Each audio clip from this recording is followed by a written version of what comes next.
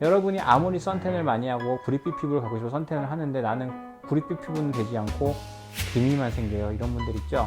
그런 분들도 지방이 부족한 겁니다. 안녕하십니까, 명태한방 구독자 여러분. 얼마 전에 기사에서 그거 나왔어요. 식약처에서 판매 중단을 내린 포도씨유에 대한 기사가 나왔는데 봤는지 모르겠습니다. 포도씨유 굉장히 고급 식용유죠. 고급 식용유 종류 중에서 포도씨유, 카놀라유, 해바라기 씨유 뭐 이런 거 있죠. 근데 저 같은 경우는 이런 기름들은 누가 선물로 주면은 정말 그냥 마음만 받습니다. 예, 받으면은 정말로 뭐 다른 분들 중에서 그래도 괜찮다라고 하는 분들 있으면은 좀 드리기도 하고요. 그렇게 하는데, 그렇게 하는 이유 중에 하나가 뭐냐면요, 포도씨유도 그렇고 포도씨, 해바라기씨, 카놀라 생각해보세요. 얘네들 가지고 짰을 때 기름이 나올까요? 안 나오죠. 그걸 갖다가 기름이 나오게끔 하려고 하는 유기용매라든가 이런 걸 쓴단 말이에요. 그런 과정에서 나오는 벤조피렌이라든가 이런 안 좋은 성분들이 굉장히 유기용매라고 하죠. 그런 부분들이 문제가 되는 겁니다. 그걸로 인해 가지고 어떤 식물성 경화유지라고 해요. 음식을 튀겼을 때 훨씬 더 바삭하고 이런 부분들은 있는데, 문제는 그걸로 인해서 그걸 몸에서 분해할 때는 소화액이 나오는 정도가 몸에서 플라스틱이나 이런 거 안 좋은 게 나온 거를 분해하는 정도의 소화액을 소모를 하게 됩니다. 그런 부분 때문에 사실상 기름은요, 그럼 이렇게 얘기하면 기름은 뭐든지 다 안 좋네 얘기하실 분도 있습니다. 제가 뭐 앞편에도 여러 가지 얘기를 해왔지만 특히 다이어트 편에서 많이 얘기했습니다. 저탄고지 식단 얘기하는 거죠. 거기서 저탄고지라는 걸 할 때 일반적인 뭐 그냥 그런 식물성 가공 뭐 오일이라든가 뭐 기름진 거 뭐 스팸 같은 거 햄 같은 거 막 이런 거 막 드시고 해도요, 저탄고지 오로지 다이어트만 목적으로 놓고 본다라고 하면 빠집니다. 빠지는데 문제는 뭐예요? 건강이 망가져요.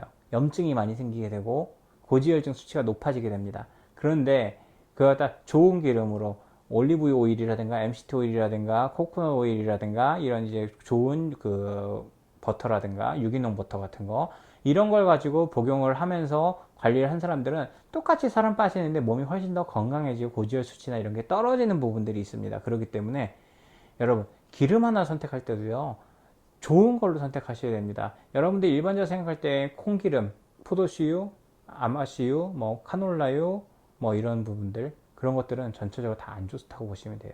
제일 좋은 거는 올리브유 쓰시고 코코넛 오일 쓰시고 MCT 오일 쓰세요. 그 다음에 버터 중에서도 단백질 성분을 제거해 놓은 기버터라고 있습니다. 그것도 유기농으로 된 거, 유기농 기버터 쓰세요.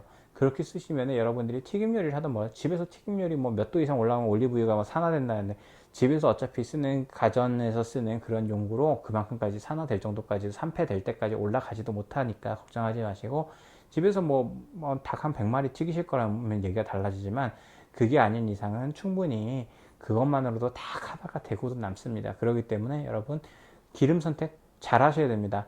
기름을 얼마나 잘 먹느냐 못 먹느냐에 따라서 그 기름이 몸에서 콜레스테롤로 전환이 되면서 그 콜레스테롤이 염증도 제거해주고 호르몬의 재료들도 되는 겁니다.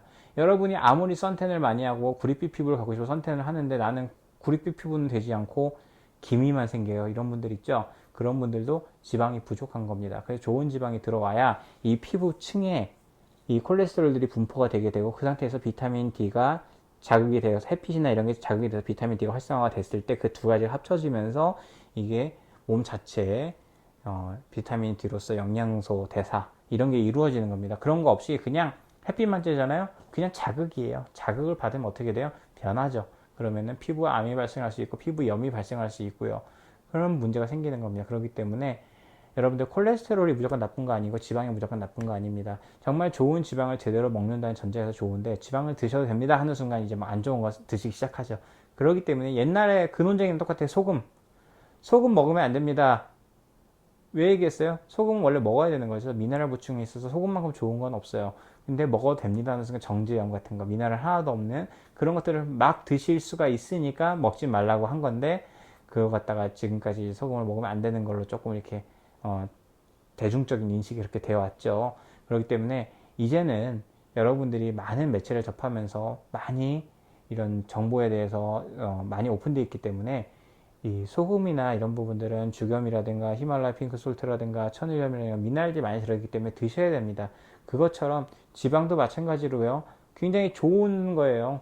좋은 거고 먹어야 돼요. 그거는 당분과 더불어서 지방은 에너지원으로 쓰일 수 있는 두 개의 큰 사람 몸에서 이루어지는 축입니다. 축인데 문제는 요새같이 오염된 걸 많이 먹고 가공식품이나 이런 걸 많이 먹게 되는 시절에는 이 당으로서 영양대사를 하는 게 조금 힘들 수가 있고 병을 일으킬 수 있으니 지방대사를 조금 더 강조를 하는 게 좋습니다. 특히나 우리나라 같은 경우는 지방을 먹으면 막 큰일 나는 것처럼 하다 보니까 몸에서 막 식스팩 있고 막 몸이 막 좋고 막 이런 분들인데 여성분들은 불임, 남성분들은 성기능 저하 이런 것부터 시작해가지고 뭐 탈모가 온다든가 이런 분들이 굉장히 많잖아요. 그게 지방 섭취가 너무 적어서 그런 부분이거든요. 그렇기 때문에 여러분들이 여러분의 생활 패턴을 봐서 지방대사를 컨트롤 하면서 적게 먹으면서 할 수 있다고 하면 좋은데 그게 안 된다고 한다면 좋은 지방을 섭취하는 방향으로 방향을 틀어보는 것도 굉장히 좋은 방법입니다. 다이어트에도 도움 많이 되니까요.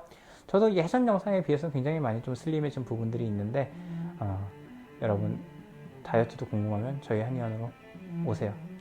구독, 좋아요, 알림 설정 부탁드립니다.